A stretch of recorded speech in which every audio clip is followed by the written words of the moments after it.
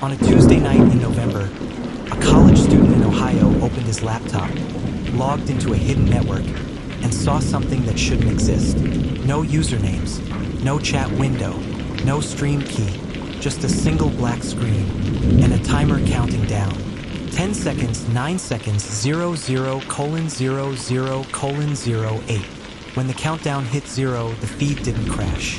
It opened. A room appeared. Flickering fluorescent light.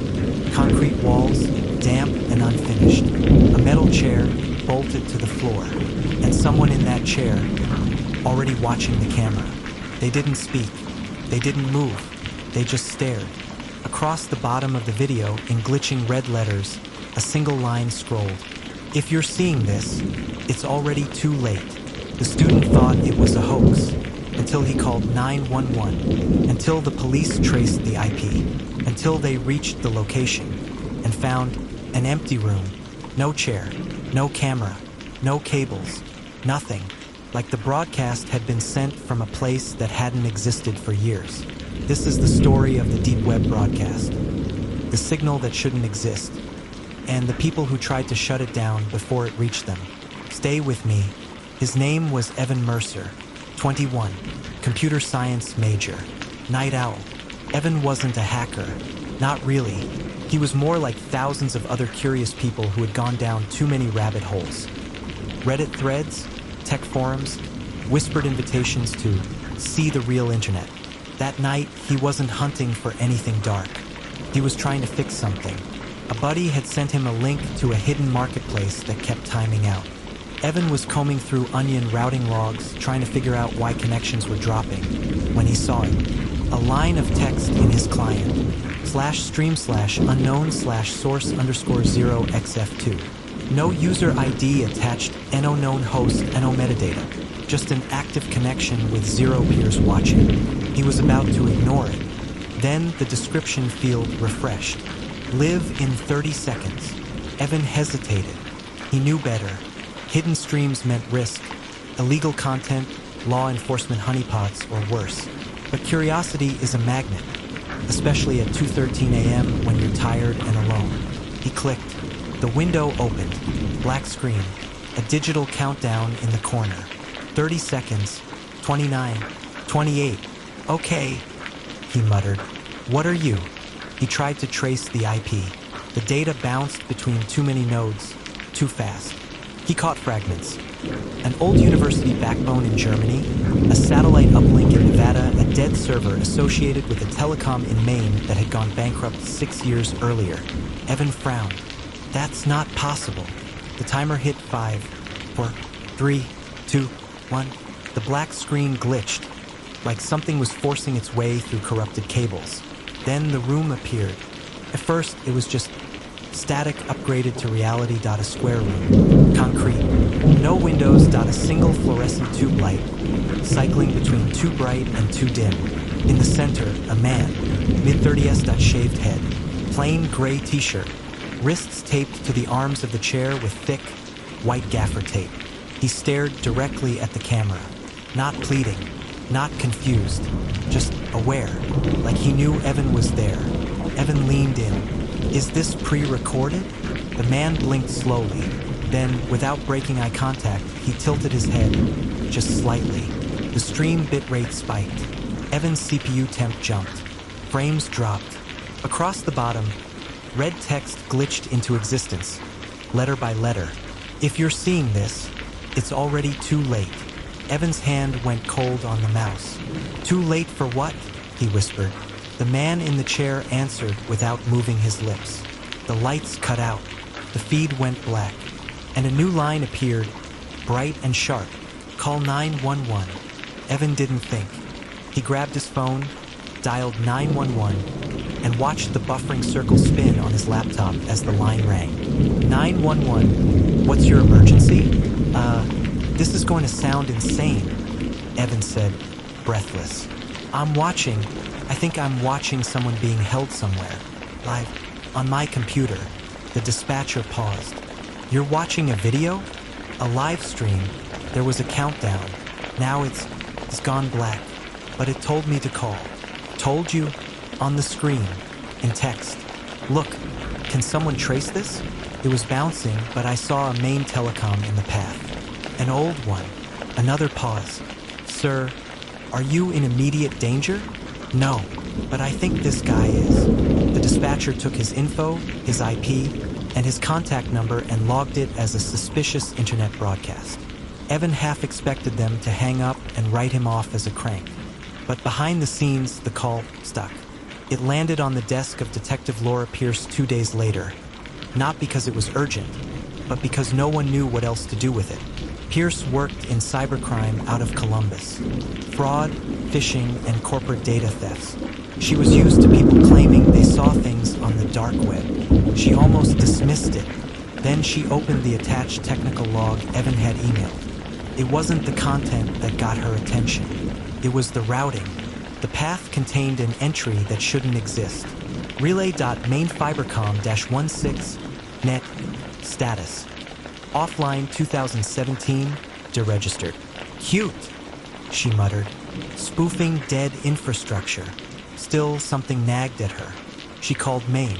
After 3 transfers and 1 very confused network engineer, she landed on a retired technician who now does part-time consulting. Yeah, he said when she read him the old relay name. That was ours. Used to handle traffic for some government contracts. We shut it down after the flood. What flood? The one that wiped the complex, he said. Lightning strike, burst pipes, fire suppression failed. Whole building condemned. There's nothing there anymore. Pierce stared at the trace window. Humor me, she said. If someone was spoofing your dead relay to relay a live signal, could that traffic actually be originating from there? The tech hesitated. Not legally, he said, and not if physics is behaving. She hung up uneasily. On her second monitor, she played the few seconds of video Evan had managed to capture before the feed cut. The man in the chair, the fluorescent light, those red words. If you're seeing this, it's already too late. She paused, frame by frame. In one frame, just before the lights went out, she saw something reflected in the man's eyes. Not fear, recognition, like he'd seen this before. For 3 weeks, nothing happened. The call sat in a folder. The tech trace sat in an email chain. Evan tried to move on, convincing himself he'd stumbled into some ARG, some viral marketing stunt that fizzled. Then, at 2:11 a.m. on a Sunday, while scrolling through a forum that was so deep that normal users never saw it, a new thread appeared. Title: Source_0xf2 is back. Don't watch. The post had no username, just a string. Anon 000. Evan's heart skipped. He clicked. The post was short. Same room, same chair, different man. The countdown started at 2 minutes. This time the text said, last chance TO move. Log the path, same dead relay in Maine. If you're reading this, log off. Don't trace it. It's not for us. Attached, a single low-res still frame. The room, the chair. But the man was different. Younger, dark hair, bruises along one side of his face, like he'd been hit. Evan's stomach turned. He DM'd the poster. No response. He checked the profile. No post history. No metadata. In another tab, his Tor client blinked. A new hidden service appeared in his peer list. /stream/unknown/source_0xf2. The same label. His mouse hovered over it. He shouldn't. He knew he shouldn't. He called 911. He'd done his part. The stream timer had already started when he clicked. 34 seconds 00:00:33. Okay. Evan whispered. Once. Then I'm done. The feed opened. No static this time. The man in the chair was crying. Softly, silently, shoulders shaking. He was taped down just like the last one. The same harsh overhead light. The same concrete. Hello, Evan whispered at his screen, as if the stranger could hear him through physics and bad code. The man flinched and looked up, straight into the camera. Text flickered at the bottom. Move. Evan frowned. Move what? The letters glitched. Reformed. Move. Now. The camera feed stuttered. A faint rumble came through the speakers, like distant thunder. Then, faint in the background behind the man, Evan heard something else. A siren, an alarm, voices yelling, distorted by cheap microphones. The man squeezed his eyes shut. The timer reappeared, this time counting up, not down. 1 second 00:00:02, and then the entire frame blew out white. The stream died. 2 minutes later, 20 miles away from the condemned Maine telecom facility, a minor earthquake was recorded. Officially, it was blamed on a shallow fault line. Unofficially, something else had just shifted, and the deep web broadcast had marked its second victim. Detective Laura Pierce didn't hear about the second broadcast from her own system. She heard about it from someone she was never supposed to meet. An email landed in her private inbox. Routed through so many anonymizing layers, it looked like it had been sent from the middle of the ocean. Subject: we need to talk about 0xF2. It contained 3 items. A trace log almost identical to Evan's. A still frame of the second man in the chair. A short line. This is not random. Check the dates. She pulled up the dates. First broadcast, the night Evan called.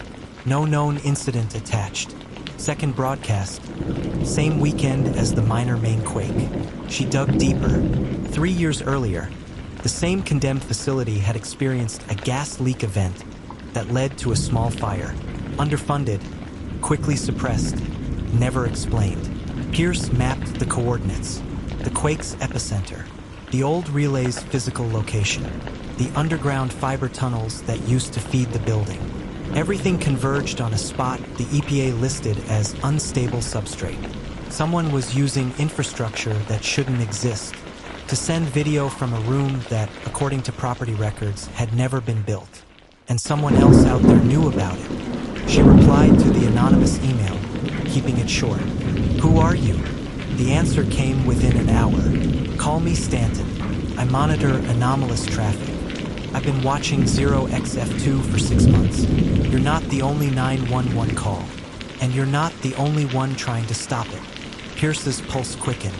She typed, "What is it?" The reply, either a ghost in the machine or a machine being used to make ghosts. The third broadcast didn't hit Evan's client. It hit a different corner of the deep web, a private IRC-style server where old-school sysadmins traded exploits and war stories. This time, someone recorded almost the whole thing. The room, the chair, and the victim. A woman, maybe late 20s, short hair, hands shaking against the tape. The text at the bottom was different.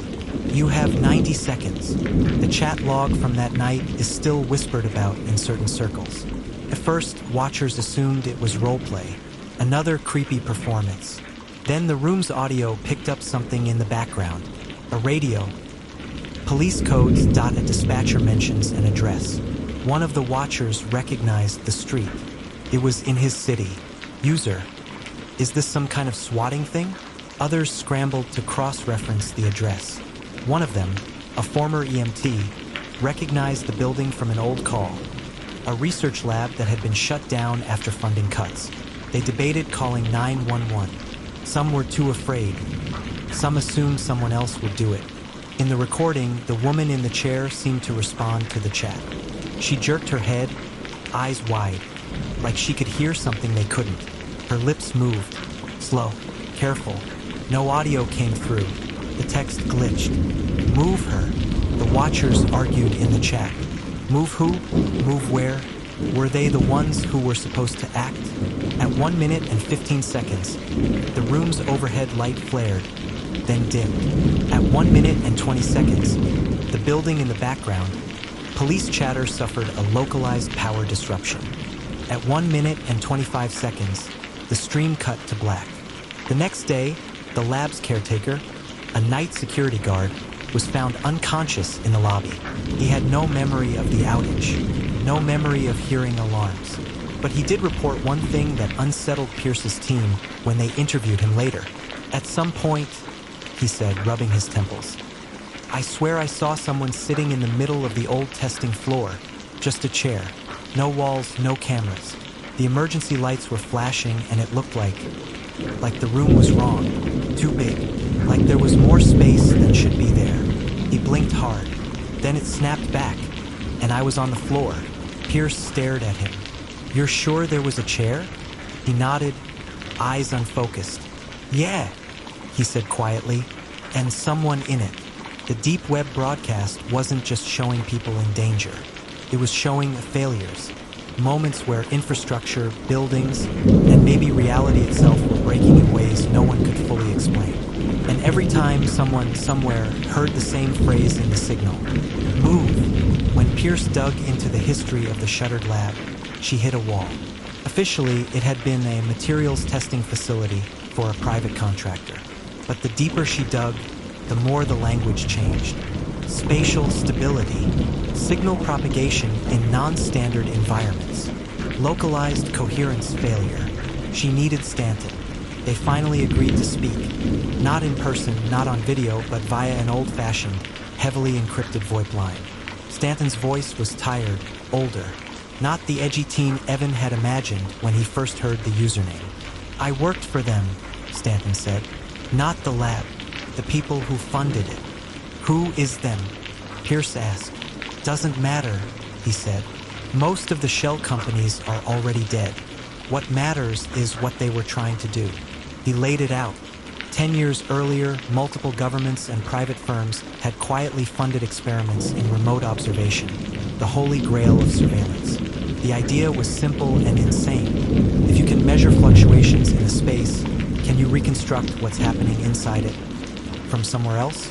Think of it like listening to a room through the vibrations in the walls, Stanton said, but on a bigger scale. The main facility, the lab Pierce had found, and several other test beds had all been part of the same project, Project F2. "F2?" she asked. "Field 2, Stanton said. "The second generation of coherence field experiments." "And the broadcast?" she asked. "These rooms, these people." Stanton sighed.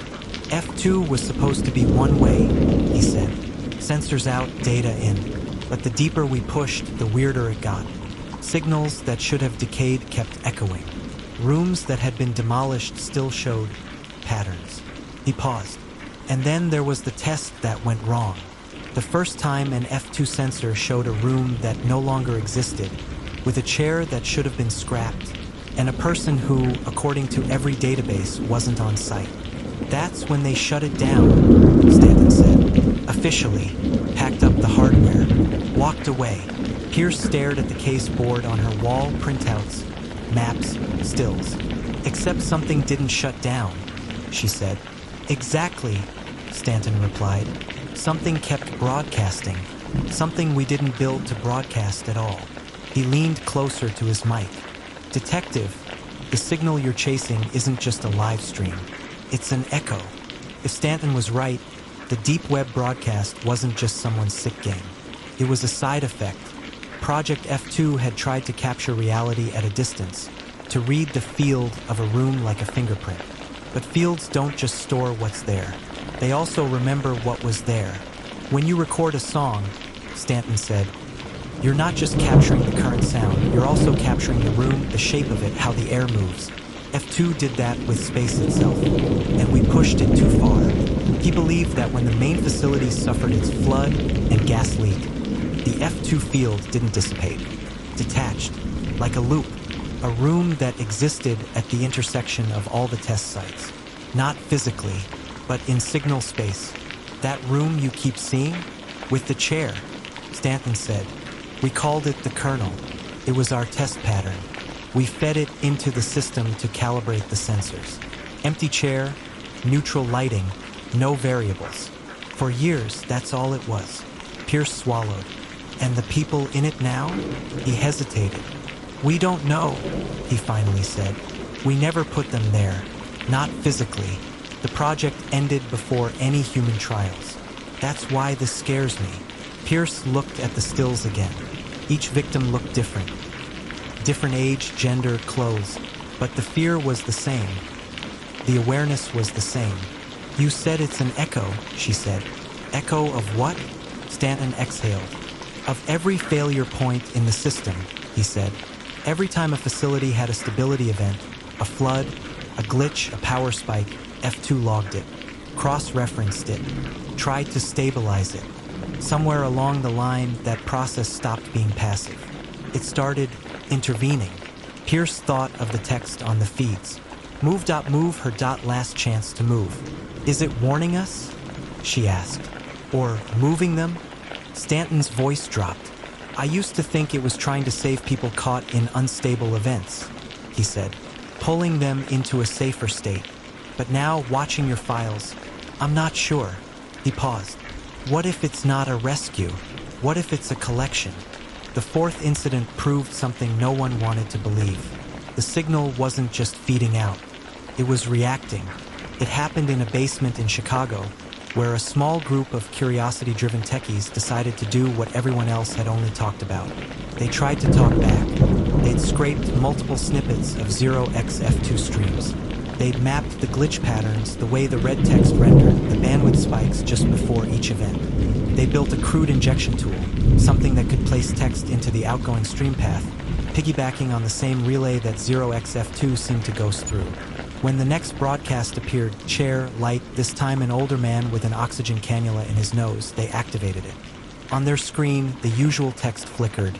You have 60 seconds. One of them typed into the injector. Who are you? For a moment, nothing happened. Then, horrifyingly, the red system text paused, flickered, rewrote itself. On top of their question, who are you? Answer, listening. Their basement went silent. They tried again. Where are you? The older man in the chair twitched. His eyes rolled toward a corner of the room that the camera never showed. His lips moved. The audio, for the first time, didn't distort. A whisper, I don't know. The field text glitched. Between. A sudden feedback whine screamed through their speakers, making them rip their headphones off. Their router lights all blew at once. Upstairs, the power flickered. On screen, the man in the chair looked directly into the camera and said, clearly now, stop watching. The stream cut. Every device in the Chicago basement rebooted. Their logs were corrupted. Their injection tool was wiped. Only one thing remained, a single new entry in their network table, client_0xF2 online. Something somewhere had added them to the list. By now, Pierce wasn't just juggling a weird case. She was babysitting a contagion. Every time 0xF2 was broadcast, more people saw it. More people traced it. More people tried to interact. And some of them started reporting the same thing. The stream was showing them themselves. Sometimes a reflection in a dark monitor. Sometimes a shadow in the corner of the kernel room that matched their posture. Sometimes their own room, overlaid faintly behind the concrete walls. Evan noticed it first. He woke up one night to the sound of his laptop fan roaring. He hadn't touched the machine in hours. On the screen, his Tor client. 0xF2 connected. No countdown, just an open feed. The kernel room. Empty chair. He reached for the mouse. In the top left corner, a tiny inset box appeared. A live view of his bedroom from his laptop's webcam. Except the angle was wrong. It was higher, wider, like it was being seen from above and behind. In the inset, he saw himself reaching for his mouse. He jerked his hand back. On the kernel feed, red text formed. Move. Evan stood up so fast he knocked his chair over. In the inset, his own figure did the same half a second slower, like the signal was slightly delayed. His light flickered. In the kernel room, a shadow moved at the edge of the frame. His shadow, but stretched, distorted, like gravity had been skewed. He slapped his laptop closed. The fan screamed to a stop. The room went dark. Later, when he opened the machine in daylight, the client showed no record of a connection. No log, no 0xF2, but his webcam light wouldn't turn off, even when the camera app was closed. Somewhere, through some process he didn't understand, the deep web broadcast had stopped being out there and started looking in. Stanton knew what came next. Every uncontrolled system, every anomaly eventually meets the same fate. Someone decides it needs to be turned off. He called Pierce in the middle of the night. They're sending a team to Maine, he said. Not police, contractors. They're going to try to breach the old facility and physically cut whatever's left of the F2 hardware. Is that a bad thing? Pierce asked. We don't know what happens when you kill a signal that's not fully in our space anymore, he said. You might shut it down, or you might dislodge it. She drove to Maine. The facility was worse than she expected. Flood damage, mold, and rusted fences. The main building looked like a corpse no one had bothered to bury. The team was small. 3 engineers, 2 security contractors, 1 grim project lead who refused to give his name. We're here to disconnect legacy equipment, he told her. That's it. Your legacy equipment is broadcasting people in chairs who don't know where they are, she snapped. You built this. You don't get to pretend it's just hardware. He looked at her for a long moment. I didn't build it, he said quietly. I just got promoted when the people who left. They went in together. Flashlights cut through dust and webs. Old signage peeled off the walls.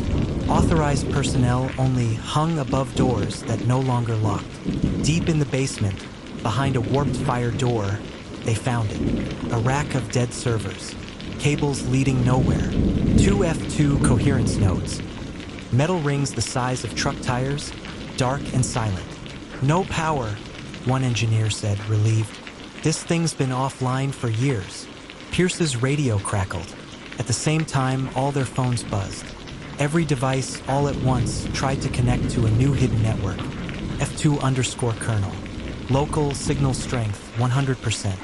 In the center of the dead hardware, something flickered. Not light, not sound. A distortion, like heat above asphalt, except in 3 dimensions. A shape began to coalesce. A chair, an empty chair. Pierce stepped back. Tell me you're seeing this, she whispered. The project lead swallowed. Yeah, he said. It's not supposed to do that. Every device in the room flashed a single message. You have 30 seconds. From outside, witnesses reported nothing dramatic. No explosion, no fire. Just a moment where the air above the old Maine telecom complex rippled, like someone had dropped a stone into the sky. Inside, Pierce saw something else. The kernel formed fully. Chair, light, concrete walls that didn't match any blueprint ever filed. And then, for the first time, Pierce saw the operator. A figure standing in the corner of the kernel room. Featureless, out of focus, like a glitch wearing the outline of a person. It lifted one arm and pointed directly at her. Her radio screamed, "Move her!" The world lurched. Engineers stumbled. One hit the floor. The project lead grabbed onto a rack to steady himself. Gravity stuttered. For a heartbeat, Pierce wasn't in the basement. She was in the kernel. The light over her head buzzed. The air felt too thick, as if she were breathing through syrup. In front of her, the chair sat empty. Behind her, someone whispered, "Stop watching." She spun around. No one there. The red text scrolled along the edge of her vision. "You're in the way." The floor dropped. She hit concrete, real concrete this time, back in the basement. Her head rang. The F2 hardware sparked. Then, one by one, the nodes collapsed inward, not like something breaking, like something folding itself up to leave. The televisions in 3 states, Maine, Ohio, and Illinois, flickered to static at the same moment. For a full 2 seconds, a frame of the kernel room flashed behind the snow. Ordinary viewers saw nothing, but the ones who'd been following 0xF2 saw everything. The room, the chair, the operator, and, for one terrifying moment, someone new was in the frame. Detective Laura Pierce, standing there, hand outstretched, as she'd just been pulled into the middle of something far older than her investigation. Then it was gone.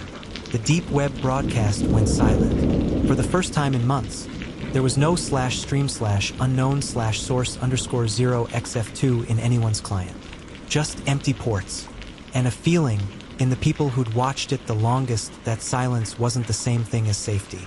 Officially, the main facility was finally decommissioned. The final report called the whole thing a legacy systems failure and network artifact misinterpreted by untrained civilian observers. The earthquakes and fires and power anomalies, Coincidence? The people in the chair? No comment. Detective Laura Pierce was reassigned. Cybercrime case load cut. She was advised strongly to stop digging into dead projects. Evan changed majors, dropped computer science, went into something low-tech, his friends joked. He stopped laughing at that kind of thing. The Chicago basement group broke up. 2 of them quit tech entirely. 1 moved to a cabin with no internet. As for Stanton, he went dark. But here's what never made it into any official file. The people who had watched 0xF2. The ones who traced it, interacted with it, tried to shut it down, started reporting dreams. The same dream over and over again. A room, a chair, a light that is too loud. Sometimes they're in the chair. Sometimes they're standing just out of frame watching themselves sit. Sometimes they hear a voice, move, and sometimes when they wake up, their devices are on. Their webcams are active. Their routers show a brief, impossible connection overnight to a host that doesn't resolve anymore. Kernel_0xF2 status. Listening. We think of the deep web as a place you go. Hidden markets, secret forums, bad neighborhoods you avoid. But what if, just once, the traffic went the other way? What if a system built to watch the world learned how to talk back? And didn't want to stop? The deep web broadcast might be silent now. No more countdowns. No more red text. But remember this, we used to think radio waves vanished into space. Then we learned they keep going. Forever. If a room was built out of echoes, how long would it take to fade? And if you, someday at 2:13 a.m., open your laptop and see a black screen with a timer counting down, ask yourself one question before you click. Are you watching the signal? Or is the signal watching you? Kindly subscribe to Enter the Crime for more true crime stories.